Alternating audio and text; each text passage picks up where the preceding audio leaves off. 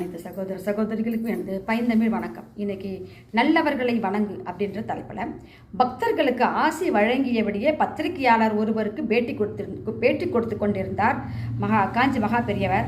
அவர் சொல்லும் பதில்களை குறித்து கொண்டிருந்த பத்திரிகையாளர், சுவாமி, சந்நியாசம் வாங்கியதற்காக எப்போதாவது தாங்கள் வருந்தியது உண்டா என கேட்டார். நடமாடும் தெய்வமான மகா பெரியவரும் இப்படி ஒரு கேள்வி கேட்கலாமா? அது அவரை அவமதிப்பது ஆகாதா என அங்கிருந்த பக்தர்கள் கோபப்பட்டனர். அவர்கள் அமைதியாக இருக்கும்படி அவர்களை சைகை செய்துவிட்டு பின்னர் பத்திரிகையாளரிடம், ஆமாம், சந்நியாசம் வாங்கியதற்காக சில நேரம் வருத்தப்பட்டது உண்டு என்றார். அனைவரும் அதிர்ச்சி அடைந்தனர். இப்படி ஒரு பதிலை அங்கிருந்த பக்தர்கள் யாரும் எதிர்பார்க்கவில்லை.